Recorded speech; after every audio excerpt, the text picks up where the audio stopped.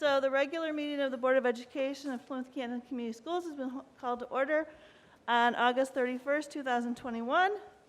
I would like to welcome everyone to the meeting, whether you are in the room watching live or at a later time or listening on 88.1 The Park, our student radio station. The purpose of the board's meeting is for the board to conduct its business in an orderly fashion. Pursuant to the Open Meetings Act, the meeting is open to the public to view. However, the meeting is not a meeting of the public to make statements other than at the specified time during the meeting for citizens' comment or to interrupt the board while it conducts its business. The board, and I as board president and presiding officer of this meeting, reserve the right to have any member of the public removed from the meeting who engages in a breach of the peace or disorderly conduct which includes abusive or obscene statements or interruptions which interfere with the orderly process of the board's meeting. The Wayne County Health Department issued an emergency order on August 27th, 2021, which requires masks to be worn in educational settings. The order defines educational settings to include high school buildings.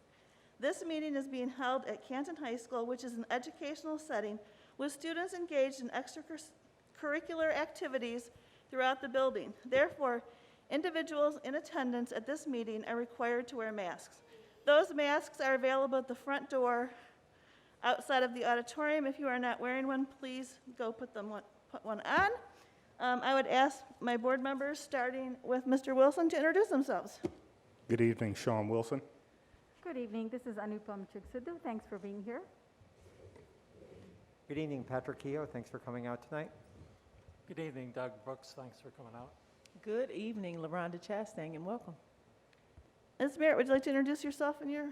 Good evening, Monica Merritt, Superintendent. Welcome. I'd like to begin by introducing the members of my staff, beginning with Ms. Robertson, and I want to thank her for taking our minutes each and every board meeting. I'd like to ask the remaining members of the staff to introduce themselves to you, beginning with Mr. Brandon. Thank you, Superintendent Merritt. Nick Brandon, Executive Director of Communications and Marketing. Welcome, everybody. Hi, I'm Debbie Piaz. I'm the Chief Finance and Operations Officer. Welcome. Beth Rail, Chief Academic Officer. Welcome.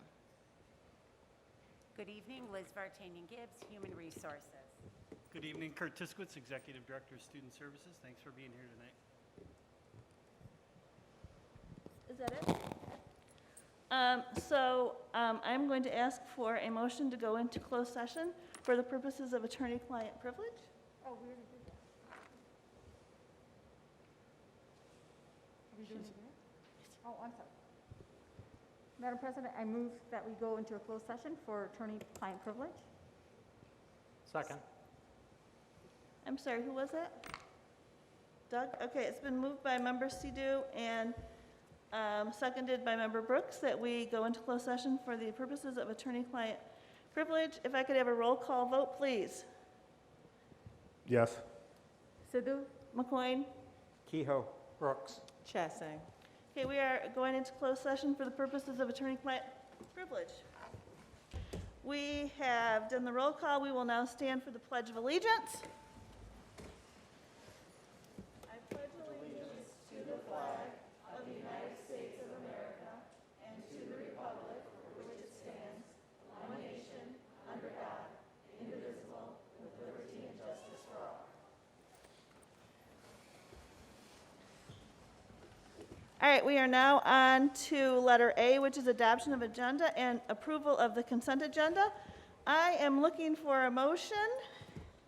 Madam President, I move that we adopt the agenda, approve the consent agenda, action item number 22-08-05. Thank you. I'm looking for a second. Second. It's been moved by Member Sidhu and seconded by Member Wilson that we adopt the agenda and approve the consent agenda, action item 22-08-05. Ms. Merritt, would you like to take us through it? Yes, thank you, President McCoyne. This evening, we have human resources transactions. Since the last time we were together, we have a room full of champions for you to consider as hiring and bringing on board to lead our students this evening. We also have administrative replacements for the resolution to consider the hiring of the Dean of Students at Canton High School and the Student Support Coordinator at Workman Elementary School. This evening, we also have leaves, resignations, and retirements the approval of minutes from our regular meeting, that was on August the 10th, 2021. And we have the action item to consider the approval of a tentative agreement with the Plymouth Canton Education Office personnel. All right, all in favor say yes. Yes. Yes. Yes. Any opposed say no. All right, pass 6-0. Dr. Vartanian Gibbs. Thank you. Good evening, everyone. I would like to take a moment to introduce you to 41 new teachers in our district.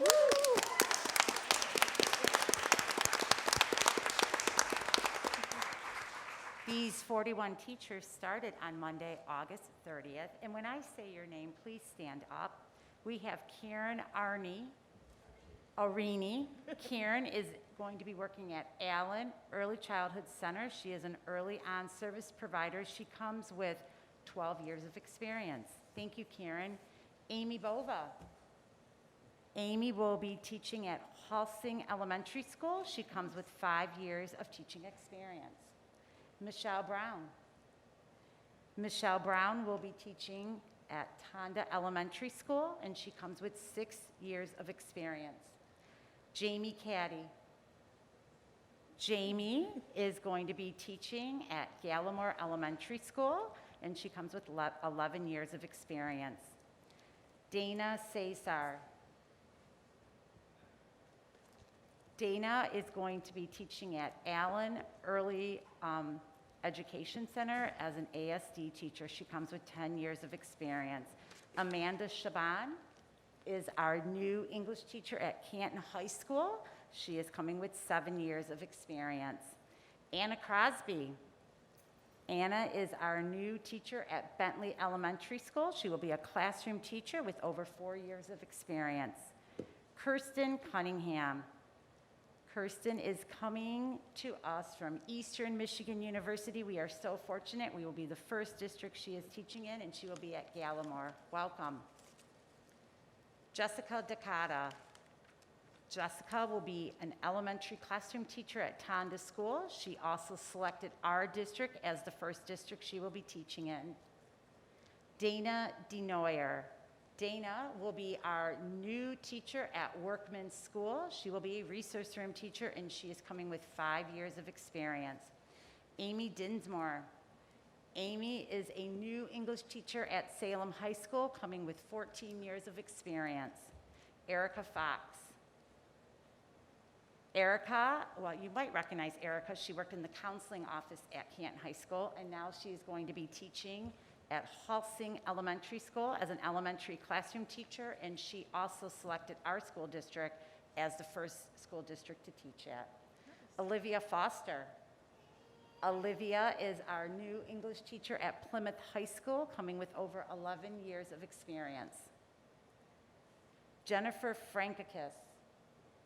Jennifer is a new teacher at Tonda Elementary School with over 16 years of experience.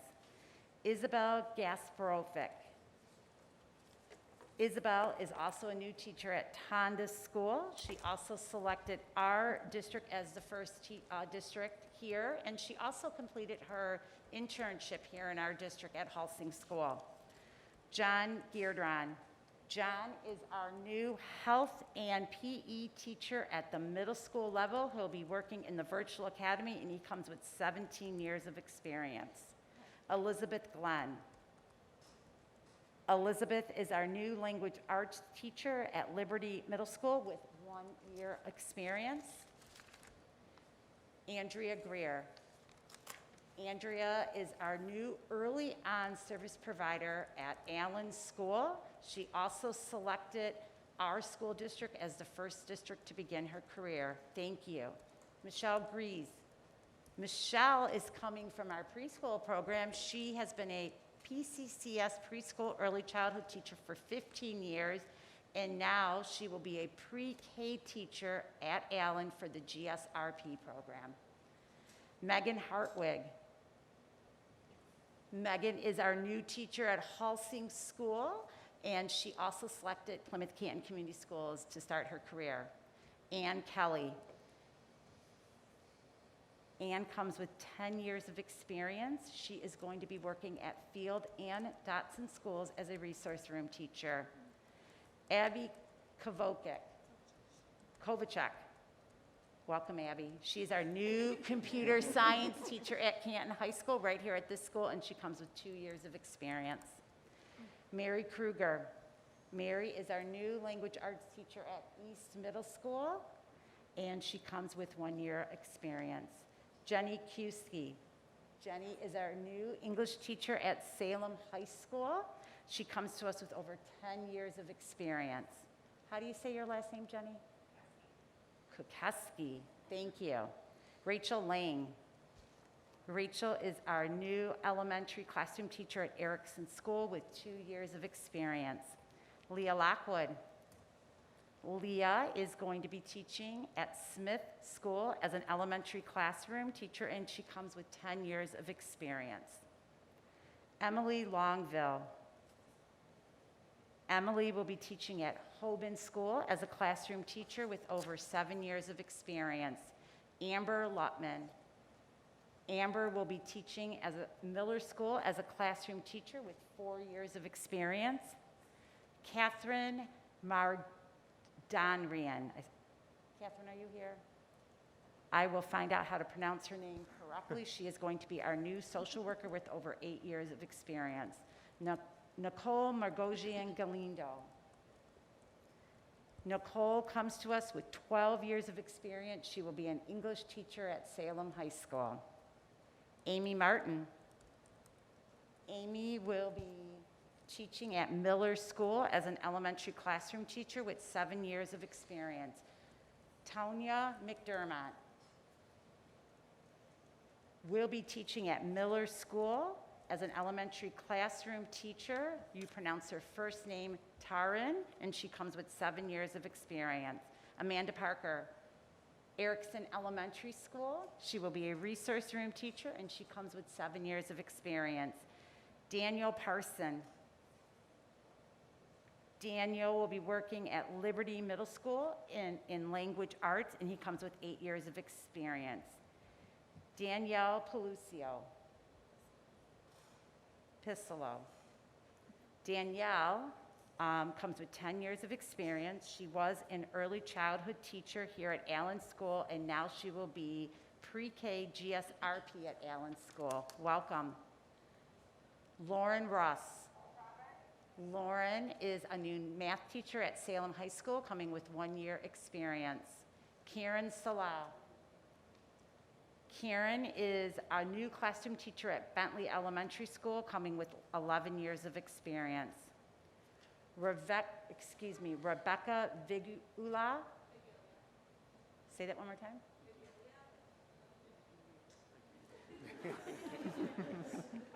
That's perfect because she'll be working at Bentley Elementary School as our ELD teacher, and she comes to us with 4 years of experience.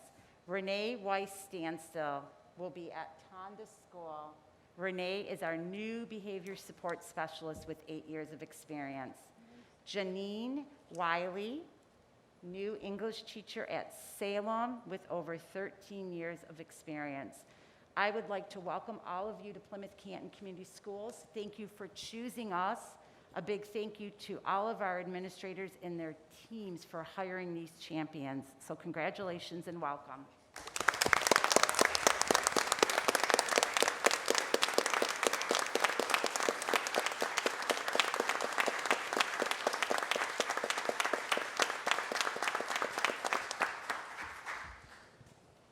We know you are all so busy and you have to go home and laminate and cut and do lesson plans, but we thank you for spending some time with us here this evening. I now have the pleasure to introduce you to 2 new administrators in our district. One is not new, Brenda Eisler. Brenda has been with us for 19 years as one of our security officers. She has a Bachelor's of Science in Physical Education and Health from Saginaw Valley University. She is being recommended as the Dean of Students at Canton High School. Welcome, Brenda.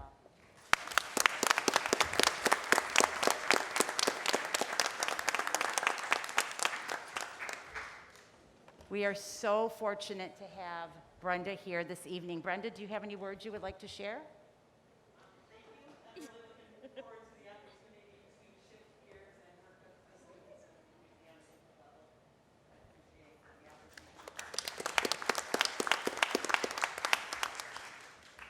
Earl Kirkpatrick. Earl is being recommended as the Student Support Coordinator at Workman Elementary School. Earl comes to us with a bachelor's degree in business marketing from Oklahoma University, a master's degree in educational administration from Southwestern Oklahoma State University. He has been a coach, a teacher, an assistant principal, and a principal. Welcome, Earl.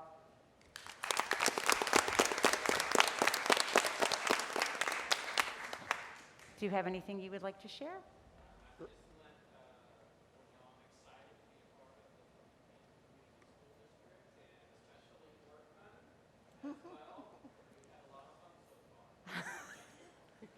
Thank you. I would like to recognize Yvonne Christensen, who's retiring from our district with 20 years of service, and Cynthia Grail Wells, who's retiring from our district with 27 years of service. Thank you.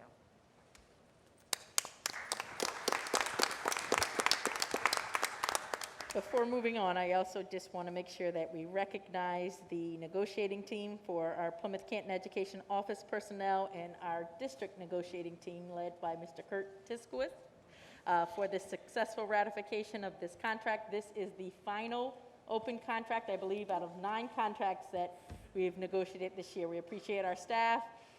We are continuing to leave our mark as our destination district that makes sure that all of our staff are respected, valued, appreciated, and it's not just about hiring, but making sure that we retain our staff because they're doing wonderful things to support the learning of our students. So thank you for our secretarial staff, and looking forward to a great year.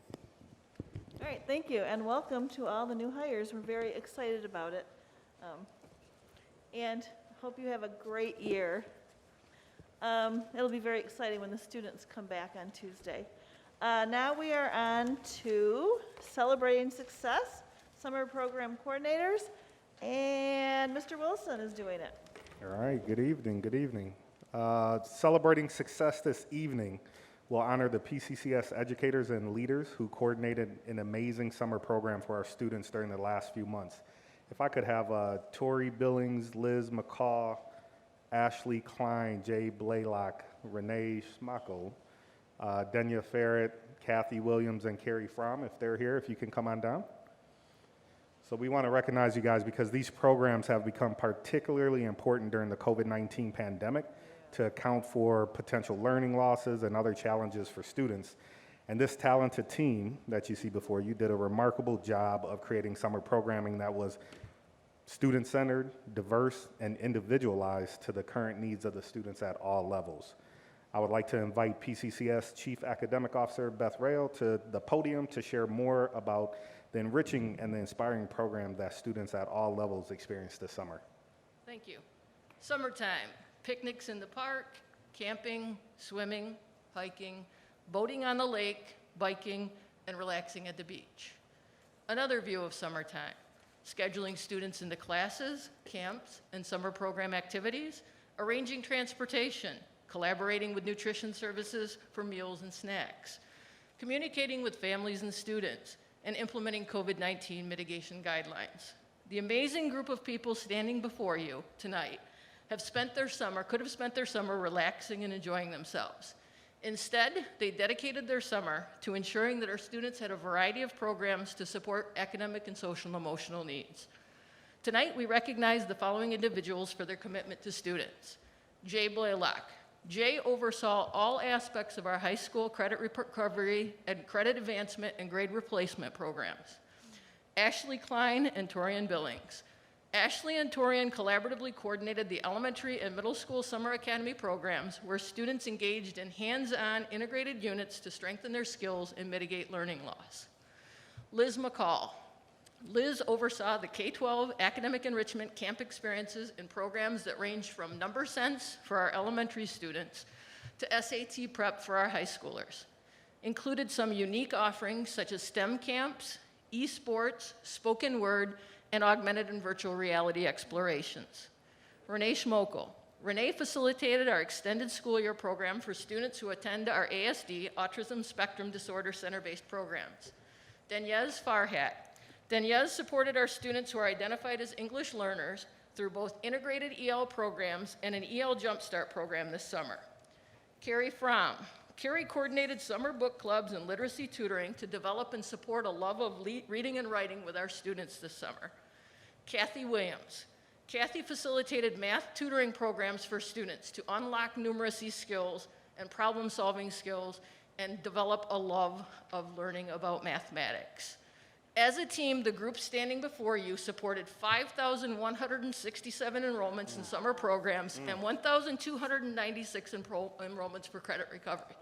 Thank you all for your commitment to our students and spending this summer helping our students learn, prepare, and thrive. Thank you so much for all you do. Thank you. You guys did an amazing job, and on behalf of the Board of Education, we'd like to present you with the Mary Beth Carroll Extra Miler Award for your outstanding work in preparing and executing our district summer programming. You guys make some noise one more time for all of these amazing educators. Would any of you like to say a few words? Would any of you like to say a few words? Somebody, anybody. I would also like to thank Beth for leading us this summer. She provided the framework for us to do our work and the flexibility to be very creative. And I know we did some new things at the high school level that I could not have done without her support. So I also want to thank Beth for her work this summer. Thank you all Jay, again. I'm sorry. I want to ditto that, and not just lead, but Miss Rail stepped into the classroom and taught a class this summer, introducing our students to, tell us about the class, virtual, I'm going to mess it up. Augmented reality, virtual reality, and artificial intelligences. And it was an amazing opportunity in exposing our students to something that we hope to continue with this innovative spirit as we move forward. So thank you to everybody.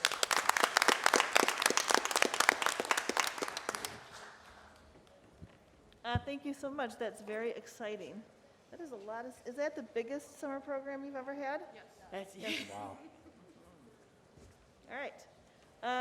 So now we are on to board committee reports. Action, President's report. I really do not have a lot to report. We want to welcome everyone back to school, which will be starting Tuesday. We're very excited. This is what we prepare for the students to come back. So we are hoping everybody has a very productive, safe, healthy, and fun year of school. Next up, we will have student performance and achievement. Thank you, Madam President. We actually have scheduled our first meeting for the Student Performance and Achievement Committee to be held on September 15th at 4:30 p.m. at the board office. Everyone is welcome to attend, so we look forward to seeing some of you. Next up is Policy Committee. We actually met this evening. At 5:30, we had a committee of the whole, and so that we could present to the board our the equity policy that we've been working on. And Dr. Lilly and Dr. Vartanian Gibbs have done a whole lot of work on this.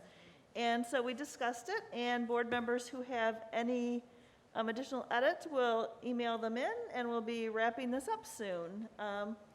We have a meeting scheduled for September 28th, and we may be having another meeting to finish some of the business we were unable to get to tonight. But I will let the committee members know, and we will post it. Next up is Finance and Operations. Thank you. We met last Thursday, August 26th at 5 p.m. at the board office, and we discussed a number of items that will be on the agenda this evening, including a resolution to purchase a new tractor, a resolution to purchase grab-and-go kiosks at Plymouth High School for our cafeteria, and a resolution to purchase technology equipment and services through the emergency connectivity funds. We also discussed the cell towers and the lease agreements that are here at Canton High School, as well as got an update on where we're at with our custodial hiring process. So our next meeting is coming up on Thursday, September 9th at 5 p.m. Again, it'll be at the board office, and we welcome the community to participate.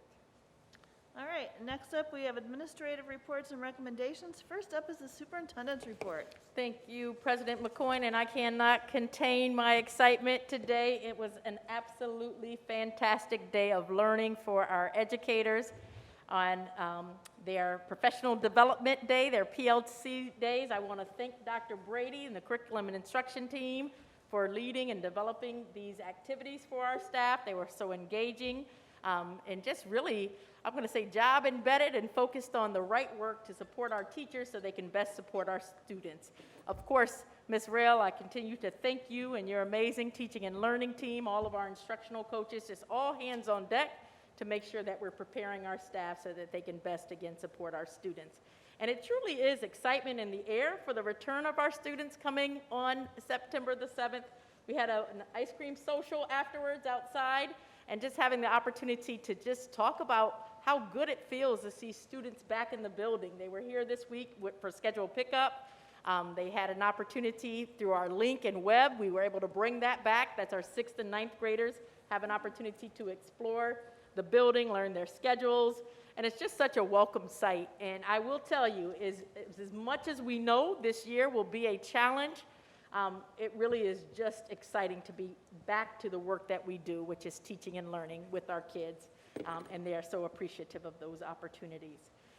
One thing I wanted to just share is something that I'm also enthusiastic about is our theme for this school year, and that theme is creating the future. When we think about our schoolwork this year and all that has happened within this pandemic, there is still such a silver lining. This is giving us an opportunity to really diversify our offerings for students, to do things differently, thinking outside of the box. So when we thought about our theme for this year, we're really focusing on looking forward and how do we create this future for our students in innovative and bold and inspiring ways. So when we think about our plan, that's all of us headed in that direction. We're imagining that we have endless possibilities in order to give our students the educational experiences that they deserve. We continue to hire champions that will lead us in this work, and our collective school community will continue to put us on the map as P-CCS. I will always say, yeah, there are many options out here to educate our students, but we are the best option for our families in the Plymouth-Canton area. I just wanted to give another update of our 2020 bond work and continue to thank our community for our support for this 10-year plan. That night we just all talk about, that was the very first night we're celebrating the win of the bond, and then we had our first 2 cases of COVID, and we've been living the gerbil wheel of COVID ever since. And so it is so timely to be able to again thank our community for this investment.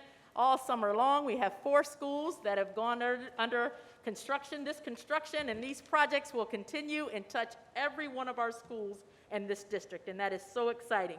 We have modern learning spaces, secure entrances, innovative furniture, new gyms and cafeterias. I will say, want to thank Ms. Piez, want to thank Tim G, want to thank our partners McCarthy and Smith. We've had, 2021, weather, storms, everything, and trying to get materials, everything that has pushed us further, but we're still on schedule, and it may not look like it today, but we will be ready for our students at Holsing, Erickson Field, and Dotson. And so we thank everybody, the collective team, Rich, for your hard work in getting us there. And again, it is so exciting. I will tell you what I got most excited about is we visited schools with the new playgrounds. They're amazing. If you didn't get an opportunity to see them, get your children out there and play on the playgrounds. It is something to really be proud of for our students. So just thank you for everybody that's involved in that. We're going to keep our staff and community updated on the progress on this bond. We're going to launch a 2020 Bond Tuesdays, which will be a weekly update on the exciting upgrades that are going on throughout the district. So you know how we're investing these dollars for the enhancement of our students' learning experiences. I do want to take an opportunity to thank Mr. Ed Wright. He's from The Observer. He came out, gave us a great feature story that ran yesterday that's really showcasing these latest updates from the 2020 bond. So if you haven't had an opportunity to read that story, I think it is very well done. And once again, it really highlights this investment of our community where we believe that education is so important for our students and their experience to make sure that their buildings, what they see, where they play on their playground, everything really represents how we feel about our students and how we value their experiences here. So we're so just appreciative. The final ask that I have tonight, one piece that's a little scary for me is, just like everywhere else across the country, the labor shortage is something that we are experiencing here in PCCS, and we have open positions.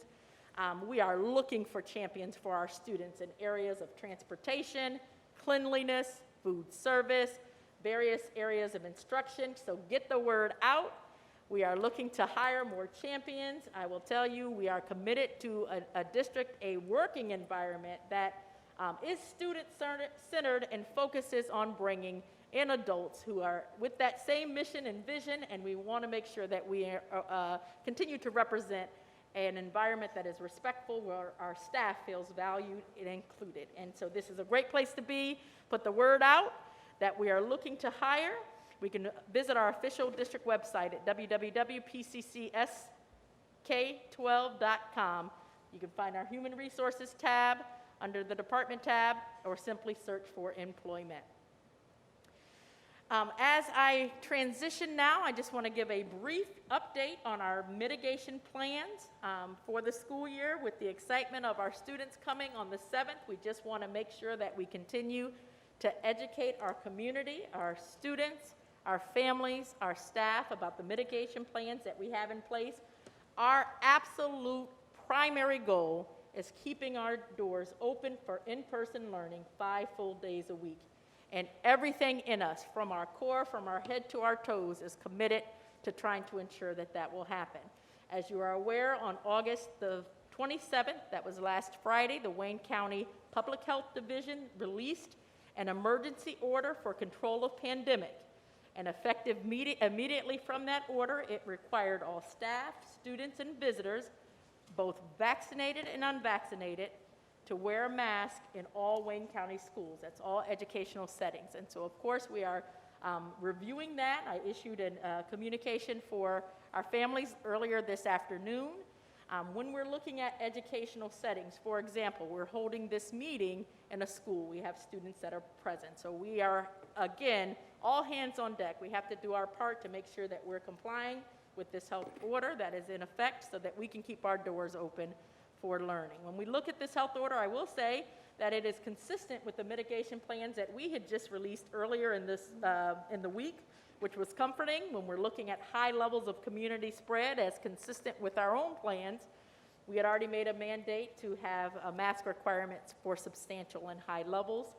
This Wayne County Health Department also has that mandate in effect as long as we're in substantial and high levels. And they've given the metrics of being in moderate for 14 days for the time that they would make a decision to move away from that mandate. And so that is something that we all go into this knowing really the parameters around that mandate. This mandate includes all indoor activities during the school day and after school indoor activities as well. So that's activities, that's athletic events, any programs, any activities that are held within our school building. This is not applying to outdoors. Outdoors is still, you have that ability to choose, no requirements for masks outdoors. What I do want to say is I urge our school community to come together, making sure that if we all are committed, and I remember really months ago when we all talked about when our doors weren't open to students and we were virtually learning, it was such a goal to get back in person. And today, as I was talking to some staff, the realization that our high school students didn't come back, many of them, into the building until March, and never came into the building for even a full day next year. So the 7th for them represents being back in school for 6.5 hours a day, plus their extra activities. And so it is really upon us to take the responsibility to make sure that we're complying, setting our students up for success, so that we have every strategy in place to try to move our high community level of spread to an area of moderate or low and keep our doors open. I will share that there was one area of the quarantine guidelines that was really a vital factor for us. With our Wayne County Health Department, we follow their quarantine guidelines. When you're looking at masking, both students, when you have a positive case, both students have to be masked to avoid quarantine. So one thing that is really positive, what we know that was a challenge for our students. If you recall, one week last year, we had 900 students out either with positive cases or on a close contact quarantine. Now with our regulations from the Wayne County Health Department, if our students are masked and in an educational setting of at least 3 feet of distancing, those students will not have to be quarantined if they are exposed to a positive case. So these are really layered mitigation strategies that we have at our disposal to keep our students in class to the greatest extent possible. And that really was something that resonated with all of us. We're working to update our mitigation plans to reflect the new language of the Wayne County Health Department mask mandate. And so we put that out today, also making sure that our requirements that are in there align with the CDC, MDHHS, MHSAA guidelines. So as you noticed with Director Meyer, he walked us through at the last meeting our mitigation plans. Any changes or modifications we include in a summary report. I think it's red at the top of that document, so you can always track any changes that we've made. But again, we are just excited. I want to assure you that we will continue to monitor our local transmission data, our trends. We're going to stay in close contact with Wayne County Health Department, making sure that we do our part. No matter what direction it goes, we are all fully committed to working to keep our buildings open. And again, I urge you, this is our school community. Regardless, I know this is a county mandate, regardless of what may happen throughout the county, we are committed to keeping our kids in school. And so I just ask you to stand with me in this journey because I think some incredible things are on the horizon for our young people this year, and they truly deserve it. So with that, I will wrap up my report. Looking forward to September the 7th. I ask for patience as I talked about these open positions with buses and drivers, and we're working around the clock just trying to get these positions filled, but we know it might be a rocky start, but we are here, we are committed, and we are excited about welcoming your young people back on Tuesday. So thank you. All right, so next up, we are on to Finance and Operations with Ms. Piaz. Good evening. We have 3 items for your consideration this evening that were discussed, as Member Kehoe mentioned, in the FNL meeting on last Thursday. First item up is a resolution to purchase equipment and services using the FCC Emergency Connectivity Funds. It's a first reading. This is a fund that has for eligible schools and libraries to cover the cost of laptops and tablet computers, Wi-Fi hotspots, modems, routers, and broadband connectivity purchases. I have with me this evening Mark Salser, our Director of Technology, to go through the resolution for first reading. Mr. Salser? Yes. So good evening.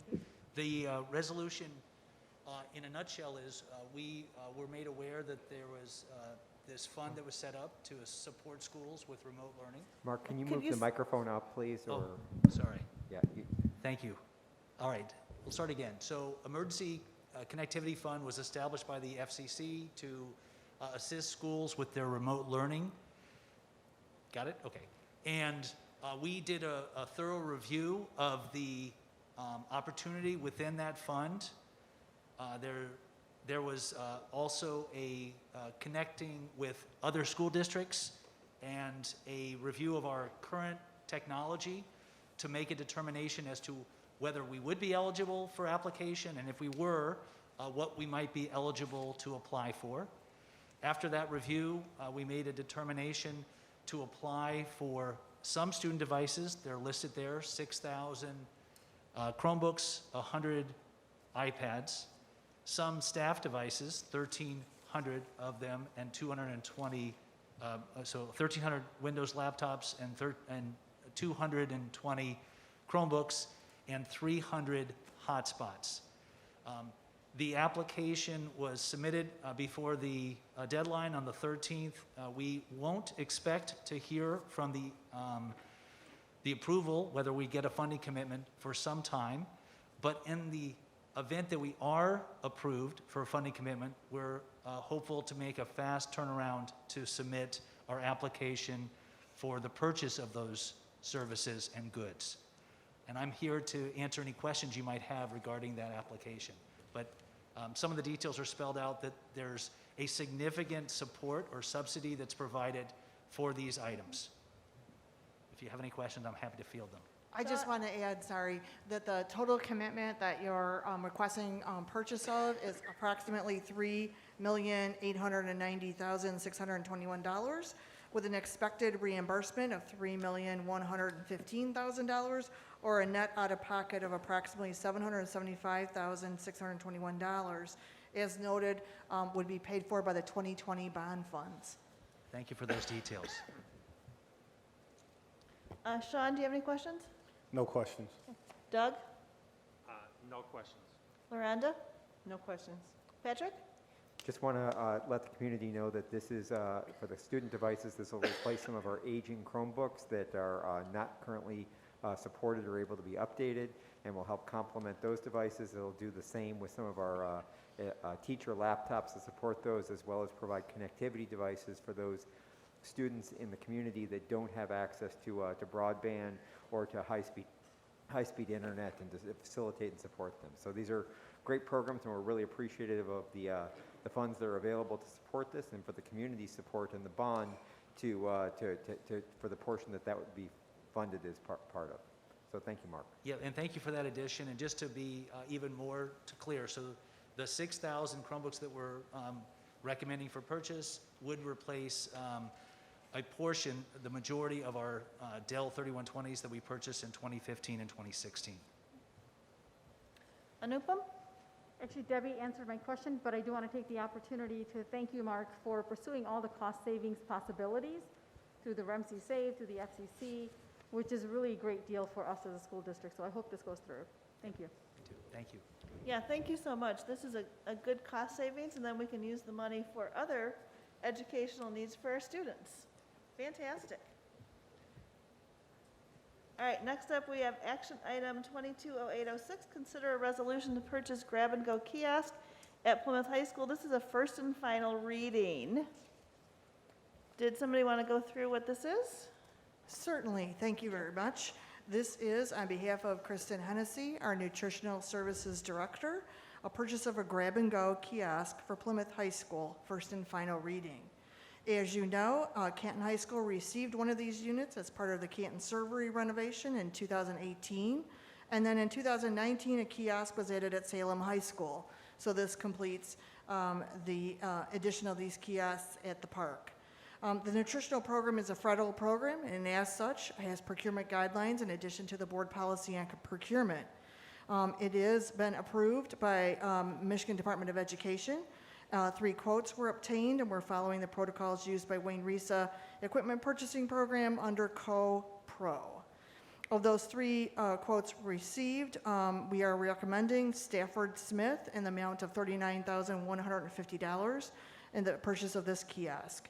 As you know, with delivery, it's going to take about 10 to 12 weeks, so we needed this to be first and final this evening, and this also was discussed at the facility, or Finance and Operation Committee meeting of August 26th. All right, does anybody have any questions? Just a comment on this is that although we did not choose the low bidder, we chose the low bidder when shipping and installation were included in this. So, that we made sure we were financially representing the district well in this process. All right, anything else? All right, I'm looking for a motion. Madam President, I move that we consider a resolution to purchase grab-and-go kiosk at Plymouth High School, first and final reading, action item 220806. Second.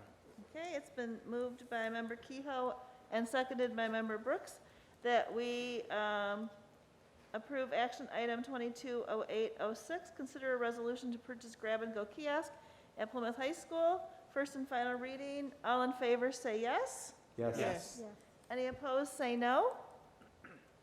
All right, next up is action item 220807, consider a resolution to purchase a John Deere utility tractor. This is also a first and final reading tonight. Yes, good evening. The Grounds Department and Mr. Rich Welsh would like to purchase a John Deere compact utility tractor to replace a 32-year-old John Deere tractor that we have currently, which has been rebuilt a couple times but has failed now for good, we believe. The proposed new tractor will be purchased from John Deere through Hudson Inc., formerly Batter and Sons of South Lyon. This pricing was obtained through Michigan REMC bid at a cost of $25,822.44. This purchase will be paid for with the maintenance and grounds equipment replacement budget and was also discussed at the Finance and Operation Committee meeting of August 26th. All right, does anybody have any questions? Just a note on this one, we're purchasing first and final on this because there is a tractor in stock, and if we get it now, we avoid the delay of manufacturing, which would be substantial. And we need this to move salt and other equipment this fall and winter. Okay. All right, anything else? All right, I am looking for a motion.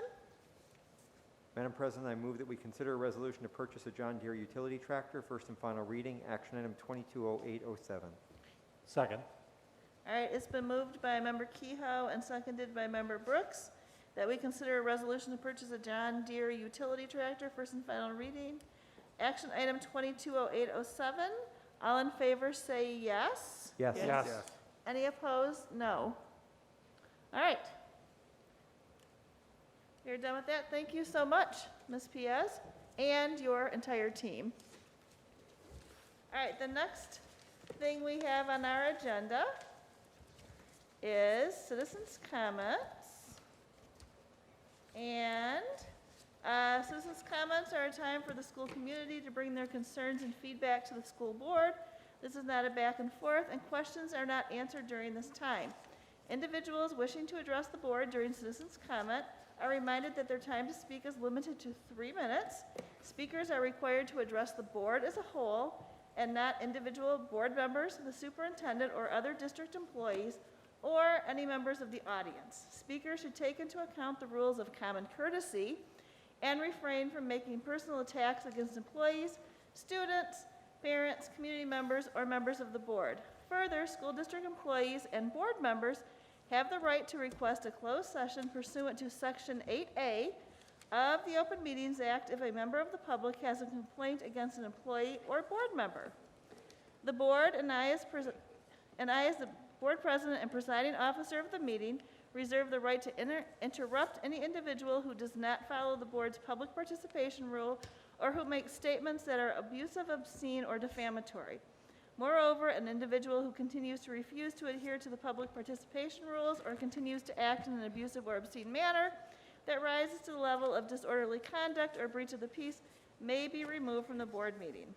So when your name is called, please come up to the microphone. Mr. Brandon will start the timer. Give your name, begin your speaking, and at the end of 3 minutes, please wrap up your comments. The first one I have is Kara Gavin.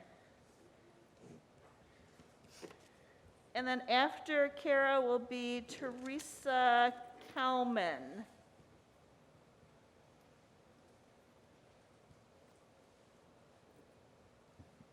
Can you hear me okay? Great, thanks. My name is Kara Gavin. I'm the mother of a 7th grader at West Middle School, and I'm here first and foremost to say thank you. Thank you to all the parents and community members, more than 1,500 of you, who spoke up over the past 4 weeks. You raised your voices to call for our district to truly follow the science-based guidelines of our national and state health authorities in order to ensure safe in-person learning. You called, you emailed, you spoke at the last board meeting, you connected on social media, you contacted your elected officials, and you signed and shared a grassroots petition. For this extraordinary effort, I say thank you.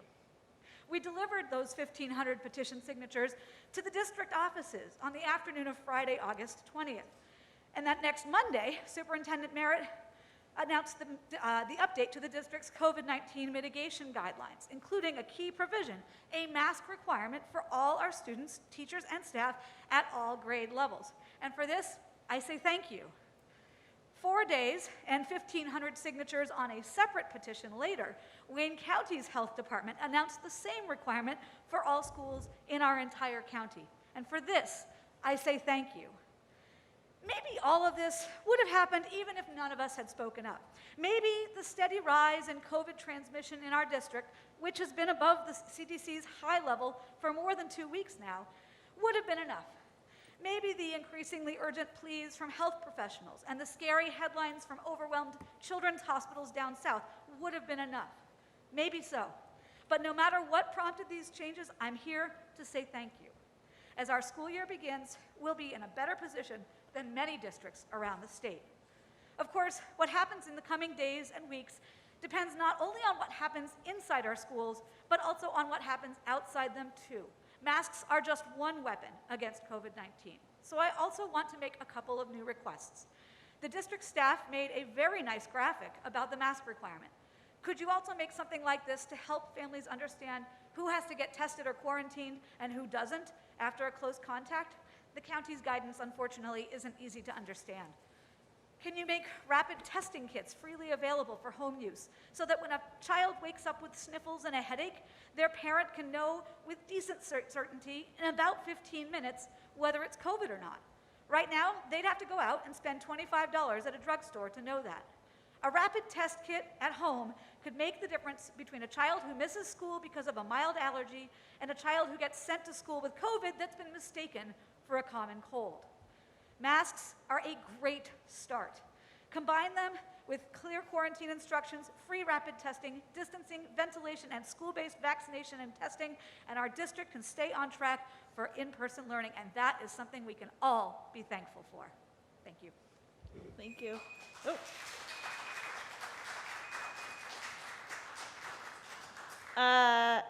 Teresa Kelman, and then after Teresa is Cheryl Picard. Hello. As the mom of a fourth grader in the special education room at Bentley, I want to thank you for taking the progressive step of mandating masks in our schools to protect our children and our community. Masks are an important piece to fight this vicious virus, a virus that extends beyond politics and hits us in a fundamental place that many of us take for granted because it's so automated, our ability to breathe. My son was born at 1 pound, 13 ounces and spent 76 days on a ventilator. He spent the next 5 years on and off of oxygen, and even at 10 years old, he requires breathing treatments when ill. I have heard people say they don't want to wear a mask because they aren't afraid of a virus that only kills a small percentage of people and only produces severe illness in 2 to 3% of children. The year my son was born, less than 0.7% of babies were born as micropreemies like him. That is less than a third the percentage of children affected by severe COVID illness. Percents don't matter when it's your child. For us, it was 100%. There's nothing more heartbreaking than watching your child or loved one struggle to breathe. It is something I wouldn't wish on any person in this room or in our community. Wearing a mask is one step we can all take to protect children like my son and the most vulnerable people in our community. While my son struggles with asthma, oral aversion, and sensory issues due to his rocky start, he wears a mask with no complaint because he knows it can protect those around him. This is the crux of a mask mandate. It is not about the freedom to do what you want to do. My son wears a mask to protect the others in his class, but relies on others to protect him.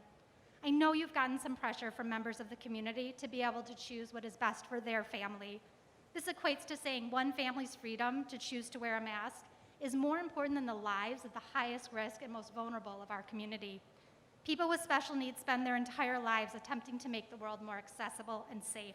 This past year highlighted this as many children, including my son, struggle to learn in a virtual format. While I excel as his mom, I'm a poor substitute for the special ed teacher, one-to-one parapro, physical, occupational, and speech therapists that are all needed to give him an equitable education to his peers. Having a mask mandate makes education inclusive for all children, especially those with special needs. It helps keep our children in the classroom, supporting not only their physical well-being, but social, emotional, and mental health as well, something everyone in this room supports. Masks are not a sign of fear or a symbol of giving up your freedom. They represent perseverance, strength, and a commitment to taking one small action to protect our children and our community. I look forward to this new school year and seeing all of us rise together as the extraordinary community that we are, with the common goal of supporting our kids. Thank you.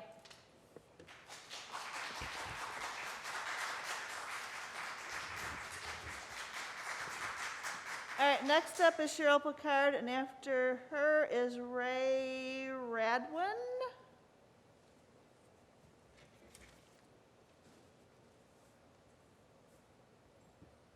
Okay. Wait, just make sure this is not going to fall off. Okay, I come here tonight to express my concern about a Facebook post that Mr. Wilson had made when he's running for school board.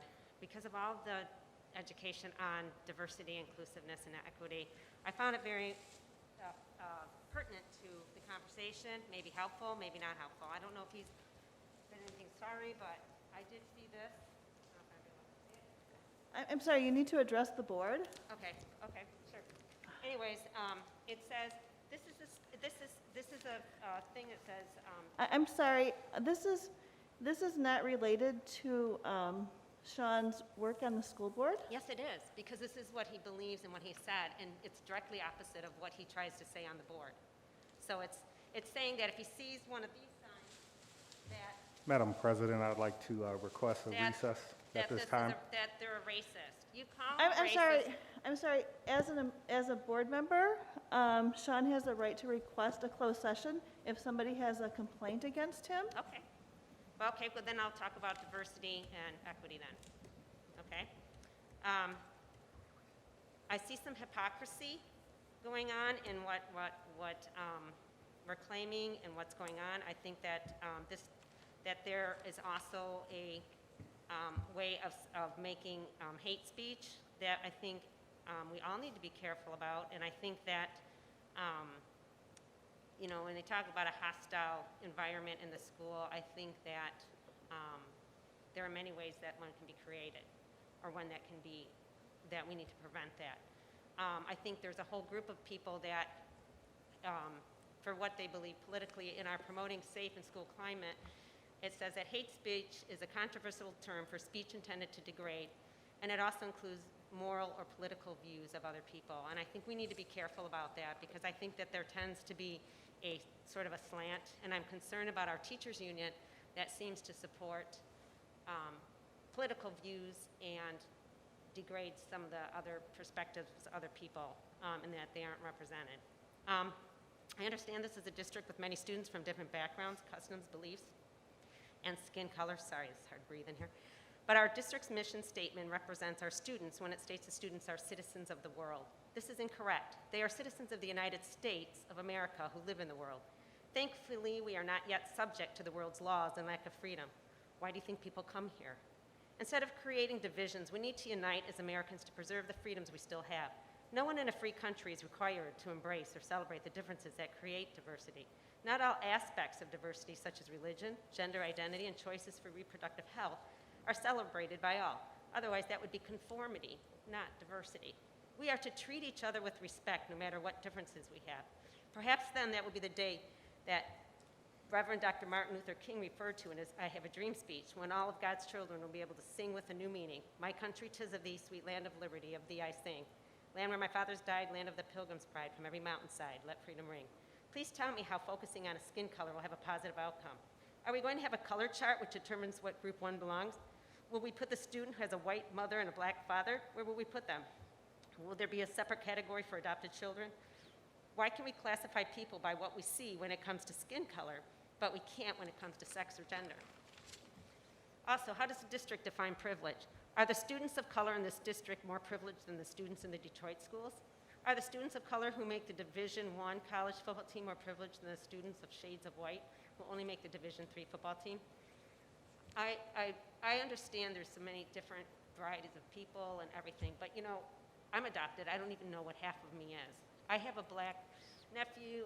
My kids have been in this district for a long time, and they have many friends. I don't know what's changed here, but it's quite different than what it was. And kids, everybody gets teased. My kids got teased rotten. I mean, terribly. But it's okay. Thank That's you. all I want to say, and I would love to meet with you sometime. I don't mean this as a negative, Thank you. but I do live in Ray Detroit. Radwin, and then we have Eric Battelle. I'm hoping I said that correctly.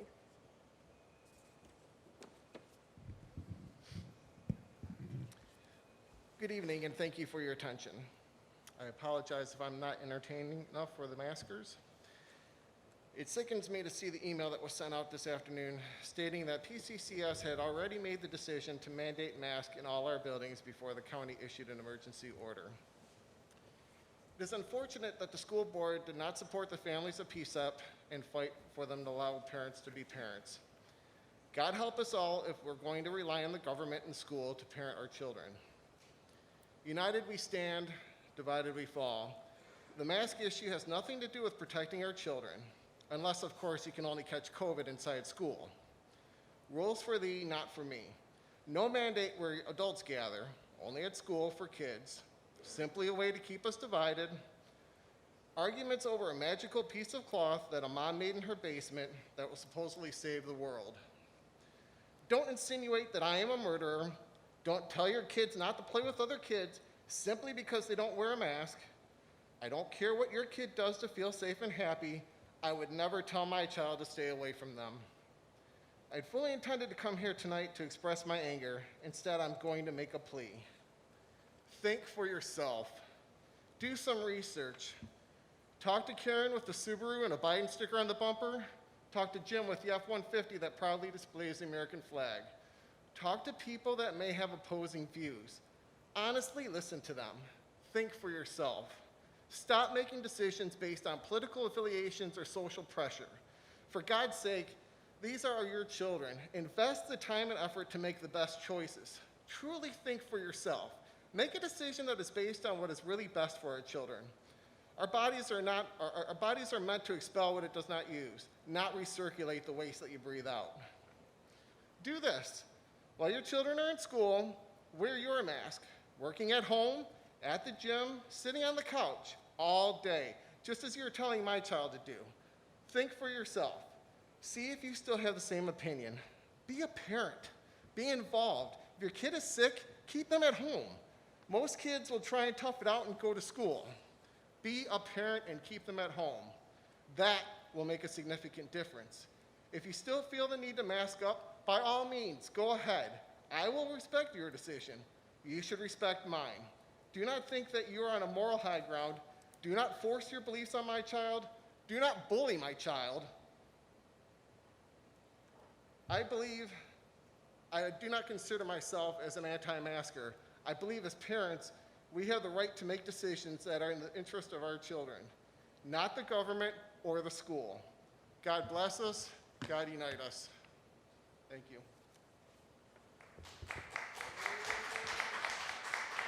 And then Eric Battelle.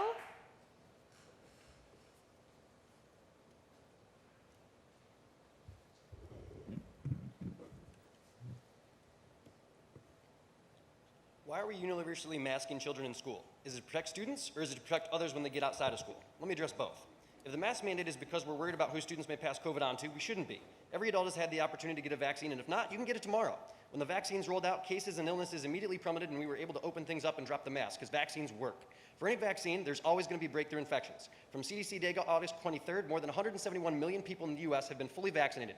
2,063 have tragically lost their lives from a breakthrough. That's 0.001% of fully vaccinated, which is less than the chance of death from the 2019-2020 flu stats, according to CDC. Accordingly, universally masking students to protect adults who can get the vaccine is ludicrous. So we must be masking to protect students then. According to CDC data from August 25th, since the start of the pandemic, 454 children under 18 have tragically died with COVID. That's out of a population of 73 million. That's 0.0006%. That's half the rate from the adults who have gotten the vaccine that I just earlier stated. So even without a vaccine, children under 18 are safer from COVID than adults who have the vaccine. From best available CDC estimates, there's more flu deaths in children in 1 year than there have been COVID deaths in the 19-month period, and twice as many deaths from pneumonia as COVID in that same period. If we need a mask mandate now for COVID, we've been grossly negligent on the flu vaccine for decades. Additionally, in 2019, more than 2,000 American kids and teenagers died in car crashes. If we implement a mask mandate to protect kids from COVID, we better implement a policy that forces kids to walk to school.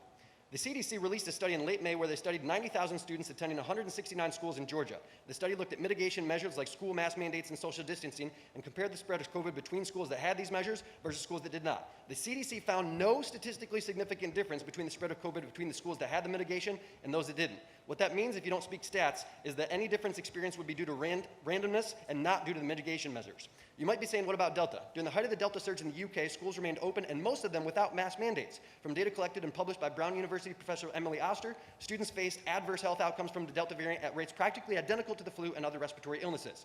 Edwards Week in New York Magazine published that the UK, Ireland, Scandinavia, France, Netherlands, Switzerland, and Italy exempted all kids from wearing masks in classrooms, and there's zero evidence of more outbreaks in schools in these countries relative to the US from studies done. I'm not against wearing masks. I just want choice. Are you considering what forcing every kid into a mask does for some? I taught in-person high school last year and saw what universal masking was like. The depressive state and lifelessness emanating from rooms and hallways was palpable. There was no emotion, no connection, just blank expression and sullenness.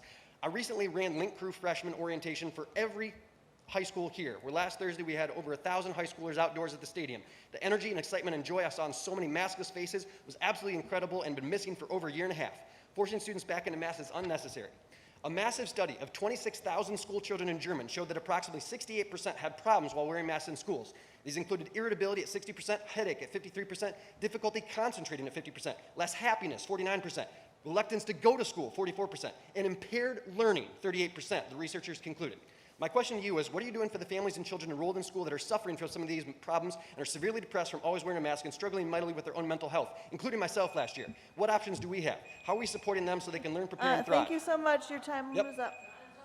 Let's give the choice. You say from the email that we can assure us, prove it by dropping the mask mandate. I'm I sorry. have all references, and I'm more than chairing happy the to share. meeting. Thank you very much. Your time is up. Thank you very much. Mr. Brandon, did you have another one, or? We have, okay.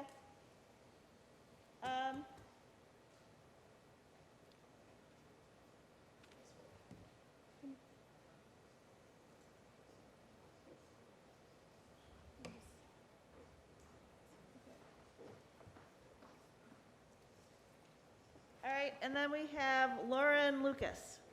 Come on up, please.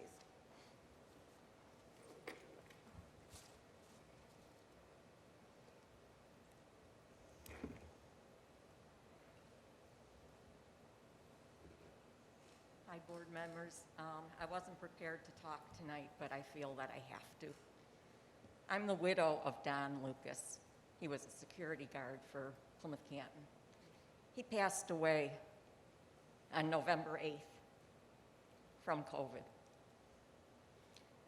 I'm appalled at listening to so many people say that a mask isn't important, that it's taking away their freedom. It is there to protect everybody. Mine protects you, yours protects me. Dead is dead. My husband is dead. 22 days he was in the hospital. We never once got to see him, and I had to make a decision to discontinue his life support over the phone. I hope to God that everybody that's complaining about masks stops and thinks.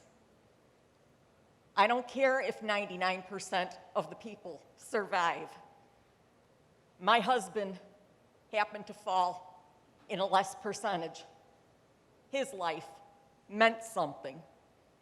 His was just as important. If you cannot even think enough about your fellow neighbor to do the simple thing of covering your face, then we have a lot more problems than we think. I want to commend you. I want to thank you for making the decision. I know it was difficult. On behalf of my husband, I know he would commend you. So thank you very much. It was a hard decision, but you did the right thing. Thank you.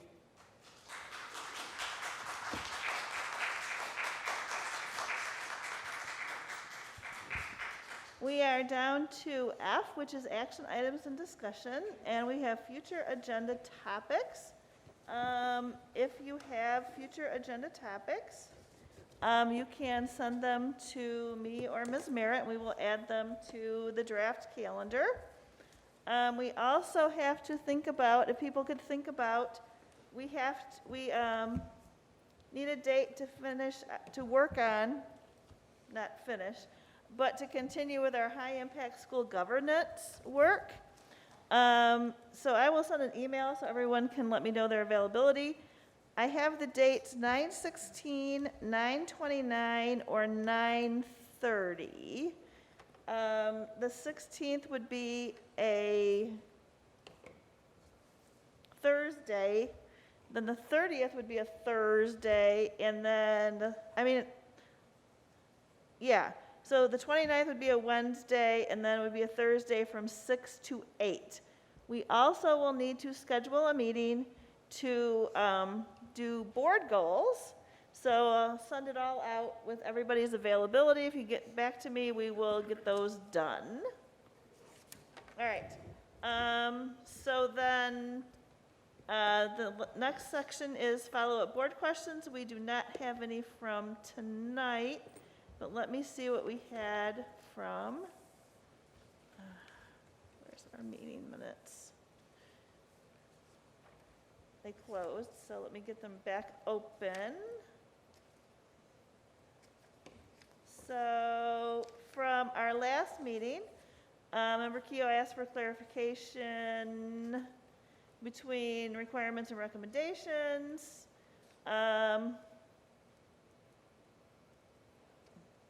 When our area is high level and how this applies to athletics and activities. Did you get those answered? I don't believe so. Okay. If those could come out in board notes. Perfect. And then Member Christensen asked if a hyperlink could be added to the local data source of the guidelines, and I believe that was done. And then Member Sidhu asked if a URL code could be added to the mitigation guideline document, and that was also done. So now we are going to adjourn to a special meeting. It is MTSS, which is multi-tiered support system. Systems of support. Systems of support, which is just educator speak for making sure that students have the supports and services necessary for them to have an excellent education in the district. So this portion will not be, it is a workshop, it is not going to be recorded, but anybody is welcome to stay. It's generally speaking a lot of good information. So we will be going into our special meeting. Does anybody need a break before we start? Are we okay? All right. We will get going.